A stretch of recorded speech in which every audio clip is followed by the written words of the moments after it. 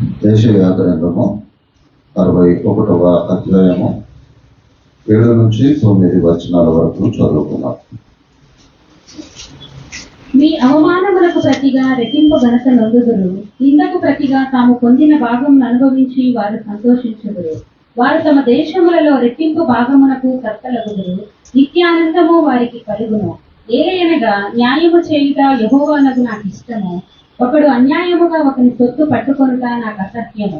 సత్యమును బట్టి వారి క్రియాఫలమును వారికి ఇచ్చును, వారితో నిత్య నిబంధన చేయుదును. జనములలో వారి సంగతి తెలియబడును, జనముల మధ్యను వారి సంతానము ప్రసిద్ధి నొందును. వారు యెహోవా ఆశీర్వదించిన జనమని వారిని చూసిన వారందరూ ఒప్పుకొందురు.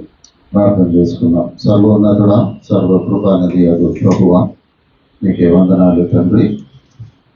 మీ పరిశుద్ధ లేఖనములలోనే ఆశ్చర్యకరమైన సంగతులను మేము ఎరుగునట్లు మా హృదయ నేత్రములను తెరవమని మా ప్రభు అయిన యేసుక్రీస్తు ద్వారా వేడుకొచ్చుతున్నాము తండ్రి.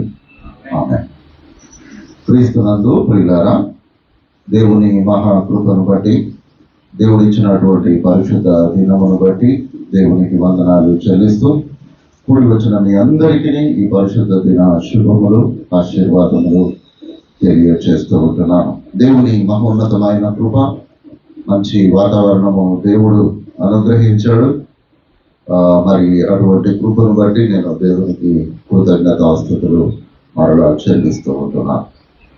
యెషయా గ్రంథంలోని కొన్ని మాటలను మనము జ్ఞాపకం చేసుకోవాలని నేను ఆశపడుతూ ఉంటున్నాను. 3 వచనాలు, 7, 8, 9 వచనాల్లో మరి చెప్పబడినటువంటి మాటలలో మధ్య భాగమైనటువంటి 8వ వచనము నుండి మనము ఈ వాక్య భాగాన్ని ప్రారంభించుకుందాం. ఏలయనగా న్యాయము చేయుట యెహోవానగు నాకు ఇష్టము, ఒకడు అన్యాయముగా ఒకరి సొత్తు పట్టుకొనుట నాకు అసహ్యము. సత్యమును బట్టి వారి క్రియాఫలము వారికి ఇచ్చును, వారితో నిత్య నిబంధన చేయుదును. కాబట్టి ప్రియమైన దేవుని బిడ్డలారా, మాటలను మరి మనము ధ్యానము చేసుకుంటున్నప్పుడు మరి దేవుని ఇష్ట అయిష్టాలను అక్కడ జ్ఞాపకము చేస్తూ మరి వారి క్రియలను బట్టి నేను వారిని ఆశీర్వదించదును అని దేవుడు మనతో మాట్లాడుతూ ఉంటున్నాడు. అక్కడ మనము ఆలోచన చేస్తూ ఉంటున్నప్పుడు నీతిని గురించి దేవుడు జ్ఞాపకము చేస్తూ ఉంటున్నాడు. మానవుని యొక్క నీతి దేవునికి ఇష్టము అనేటటువంటి ఈ సత్యాన్ని మానవుడు గ్రహించాలి. ఎందుకొరకనగా ఒకరి సొత్తు పట్టుకొనుట నాకు అసహ్యము అని అంటున్నాడు. అసహ్యము అనేటటువంటి దానికంటే ఇంకా మించిన మాట ఇంకొకటి లేదు కదా. పొరుగువాణిని దేనినైనను ఆశించకుము అని మోషే గ్రంథంలో చెప్పబడినటువంటి మాటలను మరలా యెషయా ప్రవక్త ఇక్కడ జ్ఞాపకము చేస్తూ, యెహోవానగు న్యాయము చేయుట యెహోవానగు నాకు ఇష్టము, అన్యాయముగా ఒకరి సొత్తు పట్టుకొనుట మరి అది ఆయనకు అయిష్టము, అసహ్యము అనేటటువంటి మాటలను మరి ఇక్కడ జ్ఞాపకము చేయబడుతున్నట్లుగా మనము చూస్తాము. ఏ విధంగా మనము మన జీవితాలను ముందుకు కొనసాగిస్తూ ఉంటున్నామో ఒక్కసారి ఆలోచన చేయవలసినటువంటి వారముగా మనం ఉంటున్నాము ప్రియులారా. ఎందుకొరకనగా దేవుని బిడ్డలముగా, దేవుని మనుష్యులముగా, ఆయన చేత పిలువబడినటువంటి వారముగా మనము ఉంటూ ఆ దేవుని యొక్క సన్నిధిలో మనము నమ్మకముగా లేకపోతే మనకు కలిగేటటువంటి నష్టము అత్యధికము. దాన్ని ఒక మానవుడు ఊహించలేడు ప్రియులారా. ఏ విధంగా ఊహించగలము? ఒకరి సొత్తును అన్యాయముగా పట్టుకున్నంత మాత్రాన కలిగేటటువంటి సంతోషము కొంత మట్టుకే ఉంటది. ఎంత మట్టుకు? అది కరిగిపోయేంత మట్టుకు ఆ సంతోషం ఉంటది. కానీ దేవుని యొక్క ఉగ్రత నిరంతరము ఉంటది. ఇది మనిషి జ్ఞాపకము చేసుకోవడం లేదు. అందునిమిత్తమే దేవుడు ఆ కీర్తనలో 37వ కీర్తన 28వ వచనాన్ని ఒక్కసారి చూద్దాం. చూడండి. ఏలయనగా యెహోవా న్యాయమును ప్రేమించువాడు, ఆయన తన భక్తులను విడువడు. వారెన్నటికీ కాపాడబడుదురు గాని భక్తిహీనుల సంతానము నిర్మూలమగును. దేవుడు అంటున్నాడు, న్యాయమును ప్రేమించువాడు మన దేవుడు. న్యాయమును ప్రేమించువాడు దేవుడు న్యాయమును ప్రేమిస్తున్నాడు కనుక మనమును కూడా న్యాయముగా నడిస్తే మనం ఎన్నటికి మనము విడువబడము, వారెన్నటికి కాపాడబడుదురు అని మాటను అక్కడ జ్ఞాపకము చేస్తున్నట్లుగా చూస్తూ ఉన్నాము. ఇంకొక మాట చూడండి, జకరియా గ్రంథము 8వ అధ్యాయము 16వ వచనము.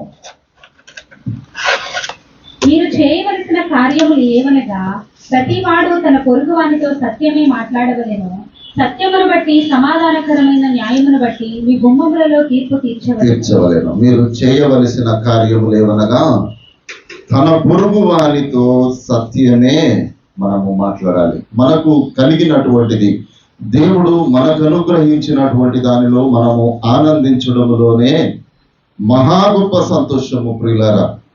నిజంగా లోకమును బట్టి మనము అనేక సార్లు పరిగెత్తాలని ఆశపడుతూ ఉంటాము. లోకముతో పాటు మన జీవిత విధానమును గడపాలని మనము ఆశపడుతూ ఉంటాము. అనేక సందర్భాల్లో అపవాది యొక్క శోధన ఏ విధంగా కలుగుతుంది అని అంటే, ఆ ధనమును తీసుకొని వచ్చి మన ముందట పెడుతుంది. ఇది మనకు శోధన కలిగించే, దాన్ని ముట్టామా మనము దేవునికి అసహ్యులముగా మిగిలిపోతాము. మీరు బరియల్ గ్రౌండ్ లో నేను జనరల్ సెక్రటరీగా ఉన్నాను. ఇక్కడ బరియల్ సర్టిఫికెట్స్ ఇష్యూ చేయాలి, నేనే ఇష్యూ చేస్తాను. కాబట్టి వచ్చిన వారందరూ నీకు డబ్బు కావాలా అని అడుగుతారు. ఎందుకు అని అంటే, ఆ బరియల్ సర్టిఫికెట్ ఇస్తేనే డెత్ సర్టిఫికెట్ వస్తుంది. దాంతోనే ప్రాపర్టీ కానీ వారికి ఉన్నటువంటి ప్రతి ట్రాన్సాక్షన్ జరగాలి కనుక ప్రతిసారి బరియల్ సర్టిఫికెట్కి వచ్చిన ప్రతి ఒక్కరు నన్ను శోధిస్తారు, డబ్బులు తీసి ముద్ర పెడతారు.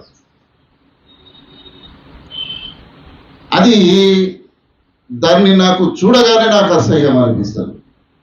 ఎందుకో తెలుసా? దాన్ని మనము అసహ్యించుకోలేకపోతే దేవునికి అసహ్యులముగా మనము మిగిలిపోతాము పిల్లలు.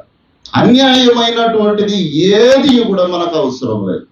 అన్యాయంగా పట్టుకొనవలసి ఒకవేళ వస్తే దాని బదులు మరణించడమే నయము అనేటటువంటి సత్యాన్ని మనము జ్ఞాపకం చేసుకోవాలి. ఎదుటివాడు వాడు కష్టపడి వాడు సంపాదించుకున్నటువంటి దానిలో కష్టము లేకుండా మనము ఫలము అనుభవిద్దాము అనుకునేటటువంటి ఈ దరిద్రపు ఆలోచన మన జీవితాల్లో నుండి వదిలివేయాలి పిల్లరా. అందుకే దేవుడు అంటున్నాడు, యెహోవానగు నాకు న్యాయము చేయటం నాకు ఇష్టము, అన్యాయముగా ఒకరి సొత్తు పట్టుకొనుట నాకు అసహ్యము అని చెబుతూ, సత్యమును బట్టి వారి క్రియా ఫలమును వారికి ఇచ్చుచు వారితో నేను నిత్యమైనటువంటి నిబంధన నేను చేయుదును అని దేవుడు మనతో మాట్లాడుతూ ఉంటున్నాడు. కాబట్టి మన దేవుడు నీతిమంతుడై ఉన్నాడు, మన దేవుడు పరిశుద్ధుడై ఉన్నాడు, మన దేవుడు న్యాయమును కలిగించేటటువంటి వాడు. కనుక నా దేవునితో సమానముగా సృష్టించబడినటువంటి నేను ఏ విధంగా ఉండాలయ్యా, ఏ విధంగా ప్రవర్తించాలి, ఈ మాత్రము ఇంకిత జ్ఞానాన్ని మానవుడు కోల్పోతూ ఉంటున్నాడు పిల్లరా. లోకంలో ఎక్కడికి వెళ్ళినా అన్యాయమే. ఏ ప్రభుత్వ ఆసుపత్రికి, ప్రభుత్వ కార్యాలయములకు వెళ్ళినా అన్యాయమే. ఏ కార్యము చేయాలి అనగా ధనము లేకుండా ఏ కార్యము జరగలేనటువంటి పరిస్థితుల గుండా మానవుడు ప్రయాణము చేస్తూ ఉంటున్నప్పుడు, అటువంటి వారిని చూస్తూ ఉన్నటువంటి మనకేమనిపిస్తుంది అంటే, మనం చేస్తే ఏం తప్పయ్యా అని మనకు అనిపిస్తుంది. కానీ మనము మనుషులకు ఒకవేళ అసహ్యంగా కనబడినా పర్వాలేదు, కానీ నీ దేవునికి దృష్టిలో నీవు అసహ్యుడవు కాకుండా జాగ్రత్త పడుము అని దేవుడు మనతో మాట్లాడుతూ ఉంటున్నాడు. అందుకే యేసుక్రీస్తు ప్రభుల వారు ఆనాటి శాస్త్రులతో పరిసయ్యులతో ఆయన అంటాడు, అయ్యో వేషధారులారా, అయ్యో వేషధారులైన శాస్త్రులారా, పరిసయ్యులారా, మీరు మనుష్యుల ఎదుట మిమ్మల్ని మీరు కనపరుచుకోవడానికి మీరు ఆశపడుతూ ఉంటున్నారు. మనుష్యుల ఎదుట కనపరుచుకునేటటువంటి మనము దేవుని ఎదుట మనల్ని మనము ఏ విధంగా న్యాయవంతులముగా నీతిమంతులముగా మనము కనపరుచుకోగలము ప్రియులారా? దేవుడు అంటున్నాడు, మీ అవమానమునకు రెట్టింపు ఘనత నేను ఇస్తాను అని అంటున్నాడు. రెండంతల ఆశీర్వాదం ఇస్తాను అని అంటున్నాడు. నీ కష్టార్జితమునే నేను బహుగా ఆశీర్వదిస్తాను అని దేవుడు అంటున్నాడు. అనేక సార్లు మనము పని చేస్తూ ఉంటున్నప్పుడు మన పనిలో ఇంకా అత్యధికముగా మనము పొందుకోవాలని ఆశపడతాము. కానీ అది శ్రేష్టమైనటువంటిదా కాదా అనేటటువంటి ఒక తలంపు మన జీవితములలో ఎల్లప్పుడూ మనము ముందుకు కలిగి మనము కొనసాగవలసినటువంటి వారముగా మనము ఉంటున్నాము. ప్రియులారా, దేవుడు సౌలుకు చెప్పాడు, ఆయన ప్రార్థన చేశాడు, అయ్యా అమాలేకీయులతో నేను యుద్ధం చేయడానికి వెళ్తున్నాను అని అన్నప్పుడు దేవుడు సౌలుతో మాట్లాడాడు, అయ్యా నీవు వెళ్ళు, నీకు జయము కలిగిస్తాను, కానీ అక్కడ నీవు జయించిన తర్వాత అక్కడ అపవిత్రమైనటువంటిది ఏది నీవు ముట్టకు అని దేవుడు సౌలుతో మాట్లాడాడు. సౌలు వెళ్ళాడు, అమాలేకులను అందరినీ చంపేశాడు. రాజు అయినటువంటి ఆగాగును ఆయన చెరబట్టుకొని రాజ్యమునకు తీసుకొని వస్తూ అక్కడ చూశాడట, ఆయనకు బలమైనటువంటి మేకలు, గొర్రెలు, ఎద్దులు బలమైనటువంటివి ఆ అమాలేకీల రాజ్యంలో వారికి కనబడ్డాయి. ఆయన ఏమనుకున్నాడు అని అంటే, ఇవి నా దేవునికి నేను అర్పణగా ఇస్తాను, ఇవి నేను బలి అర్పిస్తాను అని వాటిని పట్టుకొని వచ్చాడట. దేవుడు ఏమన్నాడు, వద్దు బిడ్డ అని అన్నాడు. రాజైన సౌలు ఏం చేస్తున్నాడు, ఇవి మంచిగా ఉన్నాయా, దేవునికి అర్పిద్దాము అని అక్కడ తీసుకొని వచ్చినట్లుగా చూస్తాము. కానీ ప్రియమైన దేవుని బిడ్డలారా, దేవుడు దానిని అంగీకరించలేదు. ఆ కార్యమును బట్టి సౌలును దేవుడు తృణీకరించినటువంటిదిగా ఆ సందర్భము ఆ 1 సమూయేలు గ్రంథం 15వ అధ్యాయం అంతలో మనకు కనబడుతూ ఉంటది. నీవు అర్పించేటటువంటి అర్పణ అది నీ కష్టార్జితమై ఉండాలి. నీవు దేవుని సన్నిధికి తీసుకొని వచ్చేటటువంటిది శ్రేష్టమైనటువంటిది అయి ఉండాలి. నీవు అర్పించేటటువంటి అర్పణ నీ హృదయపూర్వకమైనటువంటిది అయి ఉండాలి. ఏదో బలిమితో, కష్టముతో, బాధతో, ఏదో పాస్టర్ చెప్పాడు కదా అని తీసుకొని వచ్చేటటువంటిది దేవుడు అంగీకరించాడు. ప్రియులారా, ప్రియమైన దేవుని బిడ్డలారా, మన అర్పణ మన హృదయాంతరంగంలో నుండి రావాలి. అది ఎంతైనా సరే, ఏదైనా సరే, అది శ్రేష్టమైనటువంటిదిగా ఉండాలి. ఇది మనము జ్ఞాపకము చేసుకోవాలి. సౌలు అనుకున్నాడు, ఇవి బలమైనటువంటివిగా ఉన్నవి, ఇది నా దేవునికి అర్పణ అర్పిస్తే అవి దేవుడు నన్ను బట్టి సంతోషిస్తాడు అని సౌలు అనుకున్నాడు. కానీ ఏదైతే దేవుని మాట సౌలు వినలేదో దానిని బట్టి సౌలు దేవుని దృష్టికి అసహ్యుడుగా మిగిలిపోయినట్లుగా మనము చూస్తాము. అందుకే ఆ 15వ అధ్యాయం 1 సమూయేలు 15వ అధ్యాయము 22వ వచనంలో అక్కడ ఆ మాట ఉంటది, చూడండి. అంతకు సమూయేలు తాను సెలవిచ్చిన ఆజ్ఞను ఒకడు గైకొనుట వలన యెహోవా సంతోషించినట్లు ఒకడు దహన బలులను అర్పించుట వలన ఆయన సంతోషించునా?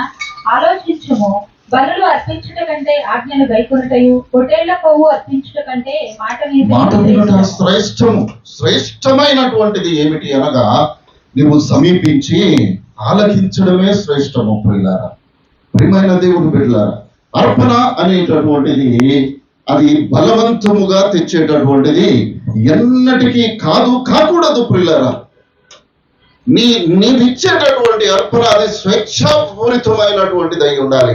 నీవు అంగీకరించినటువంటిది అయి ఉండాలి. ముందుగా నీ హృదయము చేత, నీ హృదయములో నీవు ప్రేరేపించబడి నీవు దేవుని సన్నిధికి నీవు అర్పణ తీసుకొని రావాలి. కానీ ఎవడో సంపాదించినటువంటి దానిలో నుండి సౌలు తీసుకొని వచ్చినట్లుగా తీసుకొని వస్తే దేవుని దృష్టికి మనము అసహ్యులముగా మిగిలిపోతాము.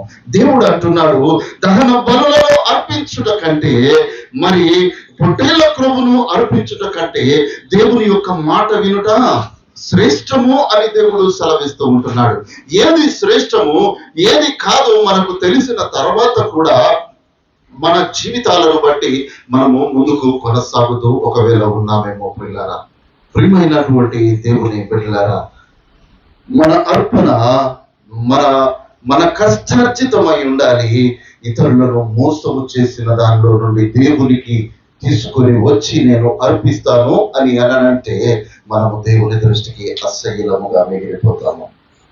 కాబట్టి ప్రియమైనటువంటి వారలారా, దేవుడు అందుకే అంటాడు, ఆ ఆమోసు గ్రంథము 5వ అధ్యాయం 21వ వచనం ఒక్కసారి చూడండి.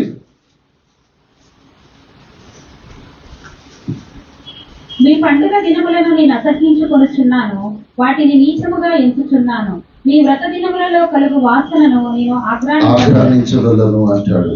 మీ పండుగ దినములు నేను అసహ్యించుకొనుచున్నాను, వాటిని నీచముగా నేను ఎంచుచున్నాను.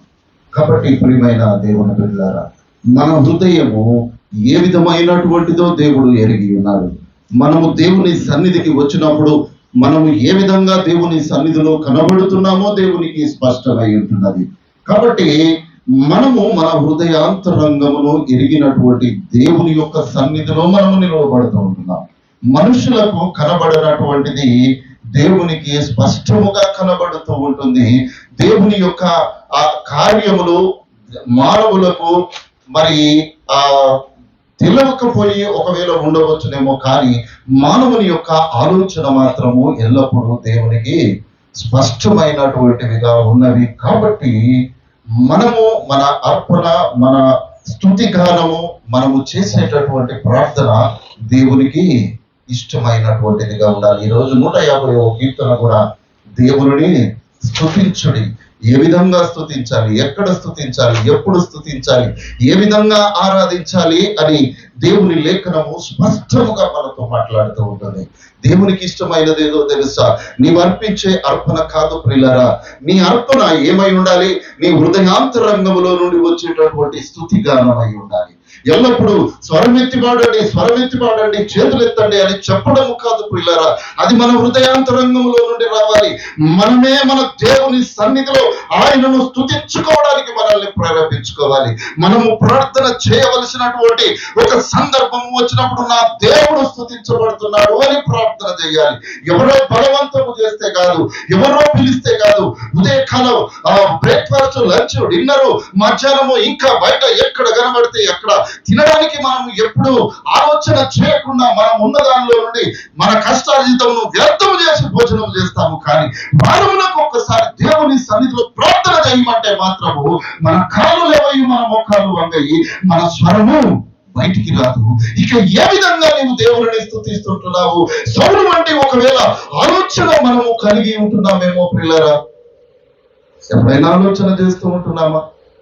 దేవుడు నిన్నేమన్నా ధనము తీసుకొని రమ్మని దేవుడు అడుగుతూ ఉంటున్నాడా? దేవుడు నాతో కూడా అటువంటిది ఏం చెప్పలేదు, నేను కూడా మీకు ఏమి చెప్పడం లేదు. ఎప్పుడు మీ దశమ భాగం తెమ్మని నేను తెలియదు. మీ దశమ భాగం అవసరం లేదు. నీకు ఇష్టమైతే దేవుడు నిన్ను ప్రేరేపిస్తే తీసుకొని రా, లేకపోతే దాన్ని పక్కన పెట్టేసాయి.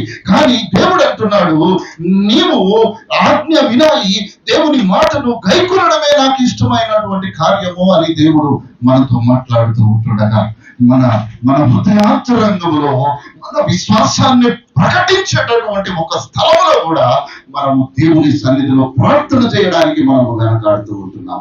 దేవుని సన్నిధిలో ఆ 2 మోకాళ్ళను నేల మీద ఆనించడానికి మనము బాధపడుతూ ఉంటున్నాము. ప్రియమైనటువంటి దేవుని బిడ్డలారా, దేవుని ఆశీర్వాదమును ఏ విధంగా మనము పొందుకోగలము? మీ యొక్క ఆరాధన నాకు అసహ్యము, మీ పండుగ దినములు నాకు అసహ్యము అని దేవుడు అంటూ ఉంటుండగా, ఒకవేళ మనము కుటుంబ ప్రార్థన చేస్తూ ఉంటుండగా మనము అసహ్యులముగా దేవుని సన్నిధిలో ఒకవేళ కనబడుతూ ఉంటున్నామేమో, ఒకసారి ఆలోచన చేయవలసినటువంటి ఆ విషయాన్ని దేవుడు మనకు జ్ఞాపకము చేస్తూ ఉంటున్నాడు. మనం ఏమై ఉన్నామో మన దేవునికి ఎరగనటువంటి వాడు కాదు. ఆయన నిన్ను గర్భములో రూపింపక మనపే ఆయన సమస్తమును ఎరిగినటువంటి దేవుడు. కాబట్టి ప్రియమైన దేవుని బిడ్డలారా, ఒక్కసారి మనల్ని మనము జ్ఞాపకము చేసుకుందాము. దేవుని సన్నిధిలో యథార్థవంతులముగా, నీతివంతులముగా మనల్ని మనము కనపరుచుకుందాం. దేవుడు మన కష్టార్జితంలో మనకిచ్చినటువంటి దానిని బట్టి మనము సంతోషిద్దాము. మన కష్టార్జితముల నుండి ఎదుటి వారిని ఎవరినైనా సంతోష పెడతామా అని మనము ప్రయత్నము చేయాలి. ప్రియులారా, అన్యాయముగా పట్టుకునే ఏదైనా అది పాము వంటిది. అది ఎప్పటికైనా నాశనానికే మనల్ని నడిపించేటటువంటిదిగా ఉంటుంది. కాబట్టి ఒక్కసారి మనల్ని మనము ఈ ఉదయకాలము మరి ఆలోచన చేసుకోవలసిన వారముగా మనము ఉంటున్నాము. చూడండి, ఇర్మియా గ్రంథము 9వ అధ్యాయము 24వ వచనము.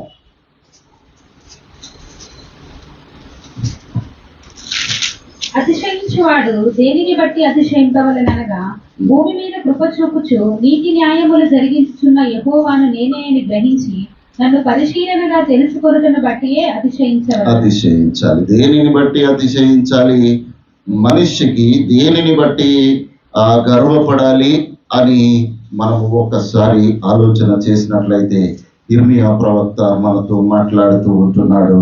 అతిశయించువాడు దేనిని బట్టి అతిశయింపవలెననగా భూమి మీద కృప చూపుచు నీతి న్యాయములను జరిగించుచున్న యెహోవాను నేనే అని గ్రహించి నన్ను పరిశీలనగా తెలుసుకొనుటను బట్టి అతిశయింపవలెను. అట్టి వాటి యందు నేను ఆనందించువాడనై ఉన్నాను అని ఇక్కడ ఇర్మియా ప్రవక్త ద్వారా దేవుడు మాట్లాడుతూ ఉంటున్నాడు. కాబట్టి ప్రియమైన దేవుని బిడ్డలారా, దేవుడు మనము కష్టపడే పరిస్థితులలో దేవుడు మనకు అనుగ్రహించేటటువంటిది అది శ్రేష్టమైనటువంటి ఫలం. యోవేలు గ్రంథకర్త అంటాడు, నీ కష్టార్జితం ఏ విధంగా ఉండదట? చిరిగిపోయిన సంచిలో వేసినట్టు. ఎంతో వస్తుంది, ఏది ఉండదు. ఎందుకయ్యా బ్రతుకు? మనకిచ్చినటువంటి దానిలో దేవుడు మనల్ని ఆశీర్వదింపబడినటువంటి దానిలో నుండి మనము ఆనందించడము ఎంతో శ్రేయస్కరము అనేటటువంటిది దేవుడు సెలవిస్తూ, అట్టి వాటి యందు నేను ఆనందించువాడనని దేవుడు సెలవిస్తున్నట్లుగా చూస్తాము. చూడండి, యెషయా గ్రంథము 55వ అధ్యాయము 3వ వచనం. చెవియొగ్గి నా యొద్దకు రండి, మీరు వినిన ఎడల మీరు బ్రతుకుదురు. నేను మీతో నిత్య నిబంధన చేసేదను, దావీదులకు చూపిన శాశ్వత కృపను మీకు చూపుదును అని అంటాడు. చెవియొగ్గి నా యొద్దకు రండి, మీరు వినిన ఎడల బ్రతుకుదురు. నేను మీతో నిత్య నిబంధన చేసేదను, దావీదులకు చూపిన శాశ్వత కృపను నేను మీకు చూపిస్తాను అని దేవుడు అంటున్నాడు. ఎప్పుడు? నీతి న్యాయములు కలిగి జీవించినప్పుడు దావీదుకు ఏదైతే శాశ్వత కృప దేవుడు చూపించాడో ఆ శాశ్వత కృపను నేను మీకు చూపిస్తాను అని దేవుడు సెలవిస్తూ దేవుడు మరలా మాట్లాడుతున్నాడు. మీ అవమానములకు ప్రతిగా రెట్టింపు ఘనతను పొందుదురు, నిందకు ప్రతిగా తాము పొందిన భాగములను అనుభవించు వారు సంతోషించుదురు. వారు తమ దేశంలో రెట్టింపు భాగములకు కర్తలగుదురు, నిత్యానందము వారికి కలుగును. రెట్టింపు. ఈ రెట్టింపు అనేటటువంటి మాటను మనము ఆలోచన చేసినప్పుడు అనేక సార్లు మనకు కలిగినటువంటి అవమానము, మనకు కలిగిన ఇబ్బందులు, మనకు కలిగినటువంటి అనేకమైనటువంటి సమస్యలను బట్టి మనము బహుగా ఆలోచన చేస్తూ ముందుకు కొనసాగుతాము. ఎప్పుడు లోకంలో గడిచిన వారము నేను చెప్పినట్లుగా మన సమస్యలన్నిటినీ దేవుని మీద వేసేయాలి. ఎందుకొరకు నేను ఈ మాట చెప్తున్నాను అనగా, దేవుడు అంటున్నాడు, నీ సమస్య ఏదైనా, నీ ఇబ్బంది ఏదైనా, వాటినన్నిటి నుండి నేను తొలగించే దేవుడను ఎప్పుడు? ఆయన యందు విశ్వాసము కలిగి.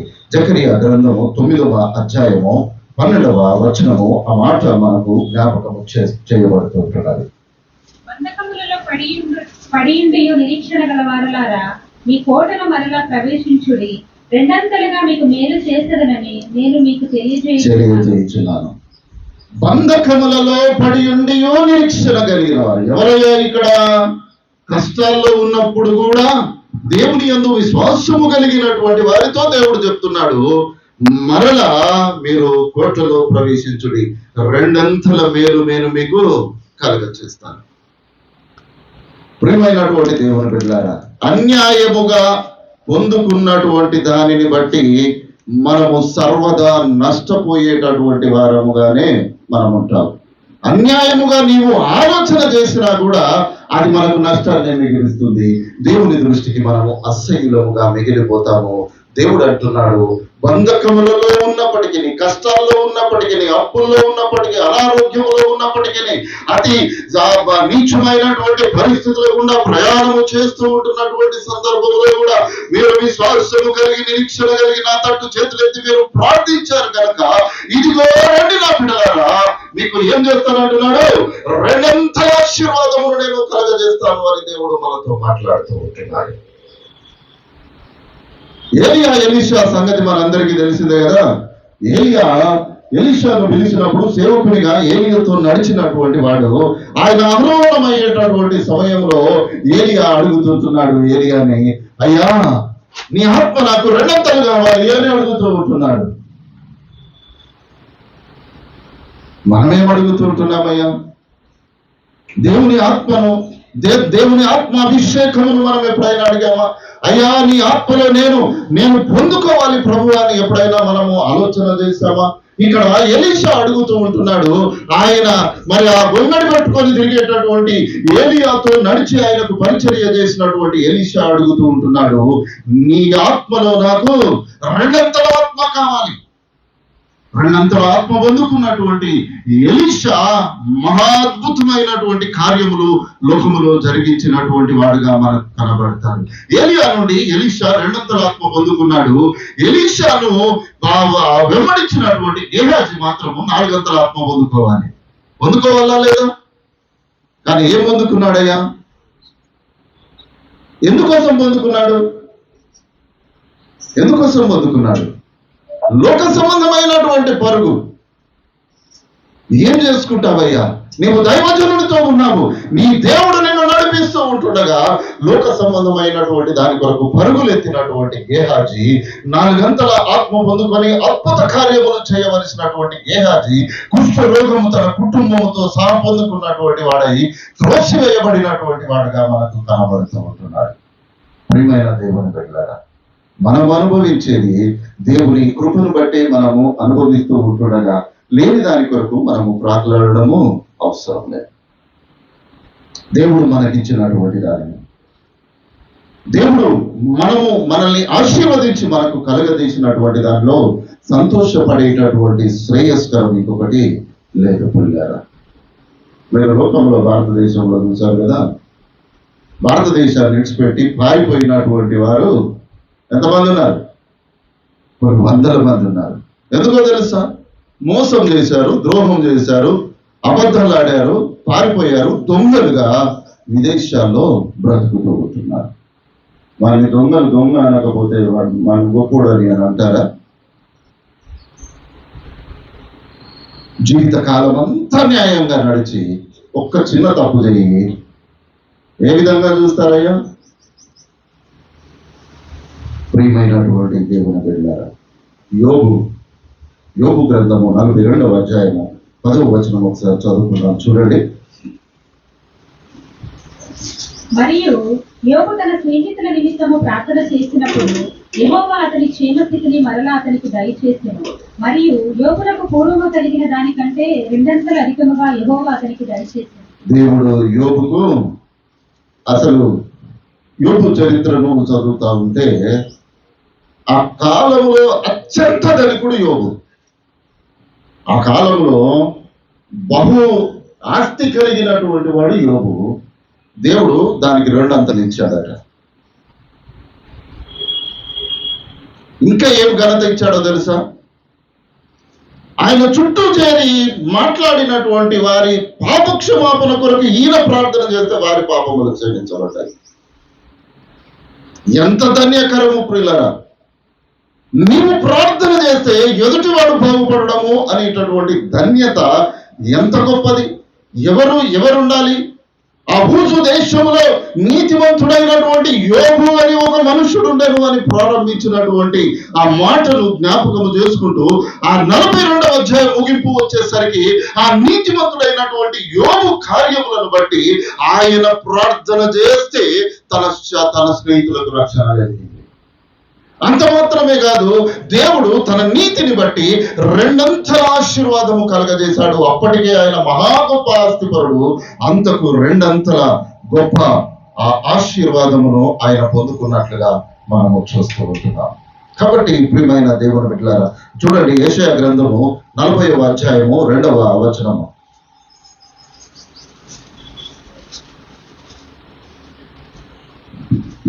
నా జనులను ఓదార్చుడి, యెరూషలేముతో ప్రేమగా మాట్లాడుడి.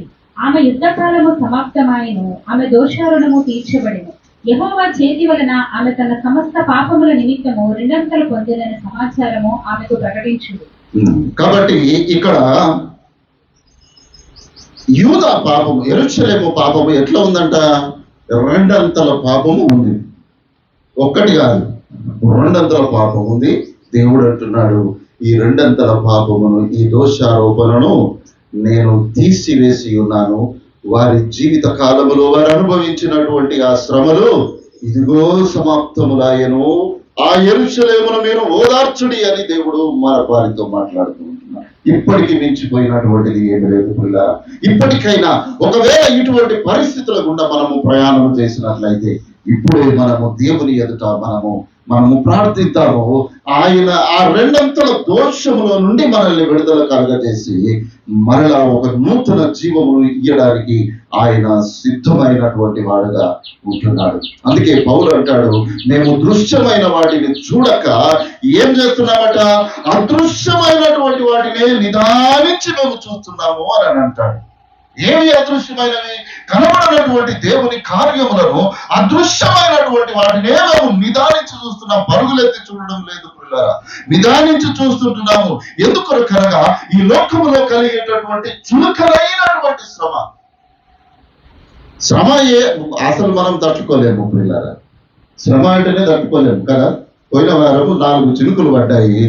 ఆరాధన ఎక్కడికన్నా పోనీ అని అందరూ వచ్చి రేకుల కింద చేరిండ్రు. తడిస్తే ఏమవుతుంది పిల్లరా? మళ్ళా ఆరిపోమా? బట్టలు ధరిస్తే ఆరిపోవా? నీ దేవుని కొరకు నువ్వు ఏమి శ్రమ పడుతున్నావు? ఒక్క చినుకును నీవు తట్టుకోలేనటువంటి వాడు లోకంలో కర్రలు పట్టుకొని ఈపు మీద పడుతుంటే నీవు భరించగలవా? ఒక చినుకునే నీవు తట్టుకోలేనటువంటి దరిద్రపు స్థితిలో మనం జీవిస్తూ ఉంటుండగా దేవుని భయంకరమైనటువంటి ఆ రాకడ సమయంలో ఆ శ్రమను మనము అనుభవించగలమా? ఎక్కడ మన విశ్వాసం ఏది? మన స్థితి ఏది?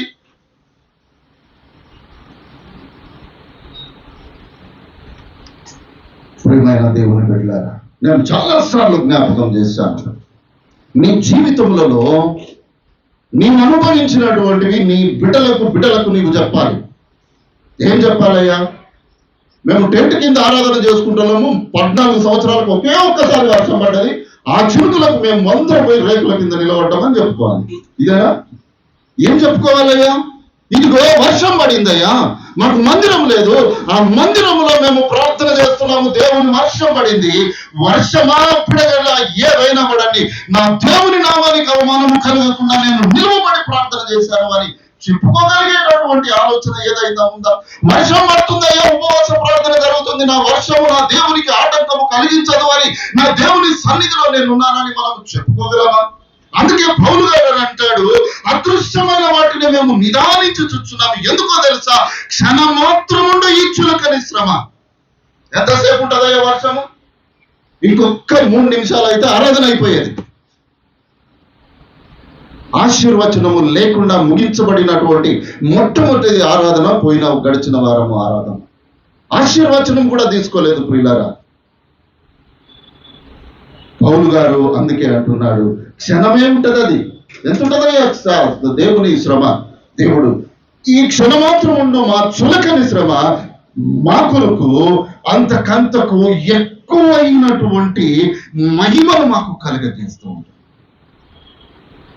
ప్రియమైన దేవుని బిడ్డలారా, నేనేదో నిందించడము అనేటటువంటిది కాదు, కానీ మన విశ్వాసం ఏదైతే ఉందో దాన్ని మనము స్థిరపరచుకోకపోతే, దాన్ని బలపరచుకోకపోతే, మన ప్రార్థన యందు మనము నిలకడగా లేకపోతే, దేవుని సన్నిధిలో నీవు స్తుతిస్తుంటున్నప్పుడు, దేవుని ఆరాధిస్తూ ఉంటున్నప్పుడు బాల్యము నుండి కలిగేటటువంటి ఈ చులకనైనటువంటి శ్రమకు నీవు భయపడితే నీ ఆరాధన ఎన్నటికీ కానేరు.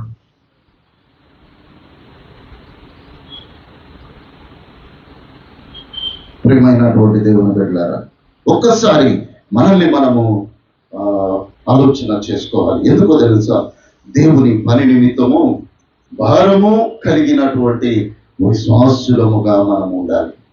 దేవుని పని కొరకు ఒక బహుభారమైనటువంటి ఆసక్తి కలిగినటువంటి వారముగా మనం ఉండాలి. ప్రియులారా, రాబో దినములు మహాభయంకరమైన దినములు. ఈ భయంకరమైన దినములలో మనము ఏ విధంగా ముందుకు కొనసాగుతామో నాకైతే తెలియదు పిల్లారా. నిన్న జాన్ గారి ఉపవాస కూడిక దినం రోజున అంతకుముందు డేవిడ్ గారి గృహం నందు కూడా ఎవరు లేరు, ఒకరిద్దరే ఉన్నారు. జాన్ గారి గృహం నందు కూడా ఇద్దరు ముగ్గురు నిలబడి ఉన్నారు. ఈ గృహంలో ఉపవాస ప్రార్థన అనేటటువంటిది ఆ గృహము ఆశీర్వదింపబడాలి అనేటటువంటి ఆలోచన. మనకు అనేక కార్యములు ఉంటాయి, కానీ ఆ కుటుంబం ఆశీర్వదింపబడాలి అని అంటే నీ యొక్క ప్రజెన్స్ అక్కడ ఉండాలి. నీ ప్రజెన్స్ అక్కడ ఉండాలి. నీవు ప్రార్థన చేయాలి, వారి కొరకు గోజాడాలి, వారి కొరకు కన్నీళ్లు విడవాలి. నీవు ప్రార్థన చేసినప్పుడు నీ కొరకు వారు వచ్చి ప్రార్థన చేస్తారు.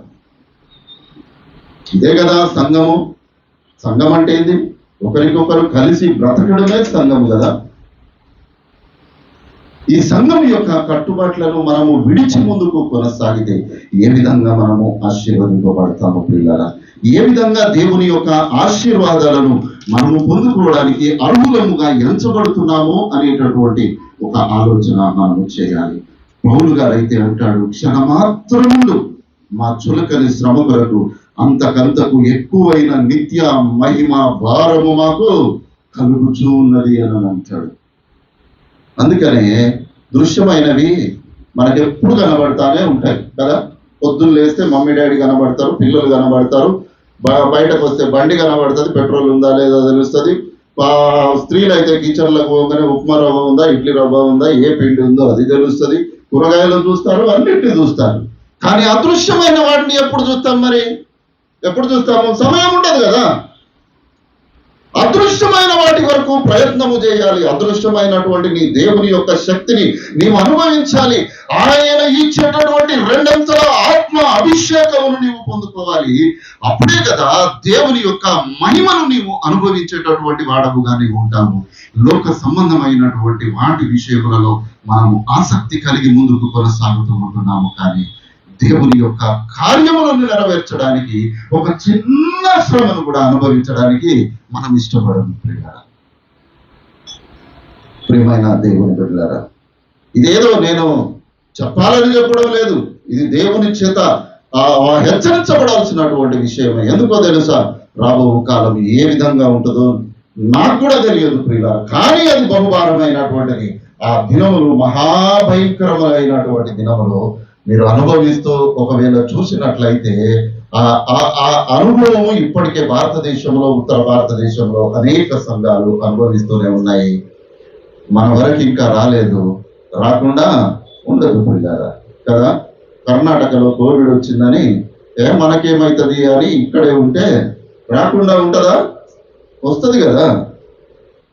ఇది కూడా అంతే ప్రియులారా, ఇది కూడా అంతే. కాబట్టి నీవు నీ దేవుని పని నిమిత్తము లేదనంటే నీ వ్యక్తిగత జీవితమును బట్టి మనము జాగ్రత్త కలిగినటువంటి వారముగా ఉండాలి. అటువంటి పరిస్థితులలో దేవుడు అనేకమైనటువంటి ఆశీర్వాదాల చేత మనల్ని నింపాలని దేవుడు ఆశపడుతూ ఉంటున్నాడు. చూడండి, ఒక 2-3 మాటలు చదువుకొని ముగించుకుందాం. యెషయా గ్రంథం 35వ అధ్యాయము 10వ వచనము. యెహోవా విమోచించిన వారు పాటలు పాడుచు తిరిగి సియోనుకు వచ్చెదరు. వారి తలల మీద నిత్య ఆనందం ఉండును. వారు ఆనంద సంతోషములు గలవారై వచ్చెదరు. దుఃఖములు నిట్టూర్పులు ఎగిరిపోవు, నీకు అవి ఉండనే ఉంటాయి. నువ్వు దేవునితో సహవాసం చేసి నీవు ఉన్నావా? వారి తలల మీద నిత్య ఆనందం ఉండను. వారు ఆనంద సంతోషములు గలవారై వచ్చెదరు. నీ దుఃఖము, నీ నిట్టూర్పు, నీ బాధ, నీ ఏడుపు సమస్తమును నేను తీసివేసి రెండంతల ఆశీర్వాదమును నేను కలగజేస్తాను అని దేవుడు మనతో మాట్లాడుతూ ఉంటున్నాడు. కాబట్టి ప్రియమైన దేవుని బిడ్డలారా, దేన్ని మనము చూస్తూ ఉంటున్నాం? యెషయా గ్రంథము 60వ అధ్యాయము 19వ వచనము. ఇక మీదట పగల సూర్యుని ప్రకాశము నీకు వెలుగుగా ఉండదు. నీకు వెలుగుచుటకై చంద్రుడు ఇకను ప్రకాశింపడు. యెహోవాయే నీకు నిత్యమైన వెలుగవును. నీ దేవుడు నీకు భూషణముగా ఉండదు. ఇక మీదట పగలు సూర్యుని ప్రకాశము నీకు అవసరం లేదు. నీకు వెలిగించుటకు చంద్రుడు కూడా నీకు అవసరం లేదు. ఎందుకో తెలుసా? యెహోవాయే నీకు నిత్యమైన వెలుగు, ఆయన నీకు భూషణం. భూషణం అంటే ఏంటిది? బంగారం హారం వేసుకుంటాం కదా, వేసుకుంటారు కదా. అవి కొనియకపోతే ఆ ఇంట్లో అయిన పని అవుటే కదా. కానీ నా దేవుడు నాకు భూషణముగా ఉండాలని ఏ కుటుంబం అయితే ఆశపడుతుందో ఆ కుటుంబము రెండంతల ఆశీర్వాదము పొందుకుంటుంది పిల్లలు. ప్రియమైనటువంటి దేవుని బిడ్డలారా, ఇంకా దేవుడు మాట్లాడుతూ ఆయన అంటున్నాడు, జనములలో వారి సంతతి తెలియబడును, జనముల మధ్య వారి సంతానము ప్రసిద్ధి నొందును, వారు యెహోవా ఆశీర్వదింపబడిన జనమని వారిని చూచిన వారు ఒప్పుకొందరు అని 61వ అధ్యాయం 9వ వచనంలో ఉంటారు. ఎవరి చేత ఆశీర్వదింపబడాలి? దేవుని చేత ఆశీర్వదింపబడాలి. వారు జనముల మధ్య ప్రసిద్ధి నొందుతారు. వారు ఆశీర్వదింపబడిన జనమని ఎవరు ఒప్పుకోవాలి? నువ్వు నేను కాదు ప్రియులారా, అన్యజనులు ఒప్పుకోవాలి. అలా ఒప్పుకొన చేస్తాను అని దేవుడు మనతో వాగ్దానం చేస్తూ ఉంటున్నాడు. అబ్రహాము పిలువబడినప్పుడు ఏం చేశాడు? అక్కడ 22:18 ఉంటాడు, మరియు నీవు నా మాట వినినందున భూలోకములోని జనములన్నీ నీ సంతానము వలన ఆశీర్వదింపబడను. కేవలము మాట వినందుకే. సౌలు మాట వినలేదు, దేవునికి అసహ్యుడిగా మిగిలిపోయాడు. అబ్రహాము దేవుని మాట విన్నాడు, ఆయన ఆశీర్వదింపబడినటువంటి వాడుగా మనకు కనబడుతూ ఉంటున్నాడు. కాబట్టి దేవుని యందు ప్రియమైన దేవుని బిడ్డలారా, ఒక్కసారి ఈ ఉదయకాలము మనల్ని మనము వ్యక్తిగతంగా మనము పరిశీలన చేసుకుందాము. ఎందుకొరకనగా మన యొక్క ప్రయాసము, మన ఈ లోక ప్రయాసంలో మన జీవిత విధానము చాలా ప్రాముఖ్యమైనటువంటిది. చాలా ప్రాముఖ్యమైనటువంటిది. ఈ ప్రాముఖ్యమైనటువంటి స్థితిని మనము మరిచిపోయి మన ఇష్టానుసారముగా జీవించడానికి ఒకవేళ ప్రయత్నము చేశామా, దేవుని దృష్టికి అసహ్యులముగా మిగిలిపోతామేమో అనే భయము కలిగినటువంటి వారముగా మనం ఉన్నాం కదా. పొరుగు వారిని ఏం చెప్తాడు అక్కడ? నిర్గమకాండంలో ఉంటారు కదా, చదవండి. తెలుసా ఎక్కడ ఉంటుందో? చదువు, మరి గట్టిగా చదువు ఒకసారి. ఎక్కడుందో వాక్యం చెప్పండి తొందరగా. అయిపోయింది, ముగించుకుందాం.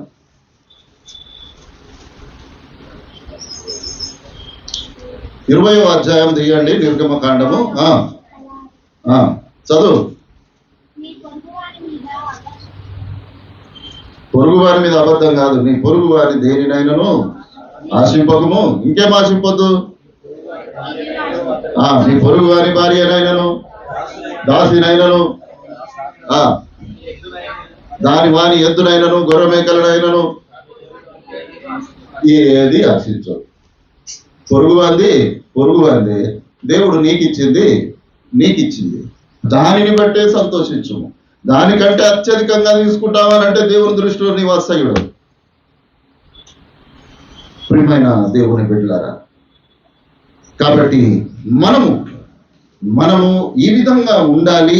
లేకపోతే మన తర్వాత జనరేషన్ ఒక నమ్మకమైనటువంటి వారుగా ఉండాలి అని అనంటే ముందుగా ఎవరు ఉండాలి? తల్లిదండ్రుల ప్రవర్తన మంచిదై ఉండాలి కదా. తల్లిదండ్రులు ఏది నేర్పిస్తారో పిల్లలు అదే నేర్చుకుంటారు, అదే జీవితాన్ని కొనసాగిస్తారు కదా. వడ్డీ వ్యాపారం చేసే వాళ్ళు ఉంటారు కదా, వాళ్ళ పిల్లలు వారు చదువుకుంటారు కానీ వారు ఉద్యోగాలు చేయడానికి ఇష్టపడరు. ఎందుకు అంటే ఇది ఉచితంగా వచ్చేటటువంటిది కదా, దాని నుండి వచ్చేటటువంటిదే వీరు పునికి పుచ్చుకొని ఇదే కార్యంలో ఉంటారు. ఎందుకనంటే దీనికి కష్టపడాల్సిన అవసరం లేదు. వాడే మన ఇంటికి వస్తాడు, తీసుకుపోతాడు, వాడే తీసుకొచ్చి ఇస్తాడు. పుక్కట్టుకు వస్తున్నాయి, కడుపు నిండా తిందాం, కంటి నిండా నిద్రపోదామని అనుకుంటారు. కానీ దాని వలన వచ్చేటటువంటి శాపమును మాత్రము ఆలోచన చేయగలుగుతున్నారు. అందుకనే మనము తల్లిదండ్రులముగా మన బాధ్యత ఏమిటి మనం గుర్తెరగాలి. అందుకే ఆ రోమా సంఘానికి పౌలు గారు రాస్తూ అంటారు, ముద్దలో మొదటి పిడికెడు పరిశుద్ధమైతే ముద్దంతయు పరిశుద్ధమే, వేరు పరిశుద్ధమైతే కొమ్మలను పరిశుద్ధమే. ఎక్కడ ఉండాలి ఆ పరిశుద్ధత? నీ తల్లిదండ్రులలో నుండే పరిశుద్ధత రావాలి. ఆ వెతుకుతున్నటువంటి సందర్భంలో ఆ వెతికేటటువంటి ఆ ముక్కలన్నీ కూడా పరిశుద్ధముగానే కనబడతాయి. అది దేవుని దృష్టికి ఇష్టమైనటువంటిదిగా కనబడుతూ ఉంటుంది. ప్రియమైన దేవుని బిడ్డలారా, ఒక్కసారి మనల్ని మనము జ్ఞాపకం చేసుకుందాము. దేవుని సన్నిధిలో నమ్మకమైనటువంటి నీతి కలిగిన వారముగా మనల్ని మనము ప్రకటించుకుందాము. దేవుని రాకడలో కడబూరం రోగినప్పుడు సంఘమంతా ఎత్తబడాలి. ఇది నా ప్రార్థన.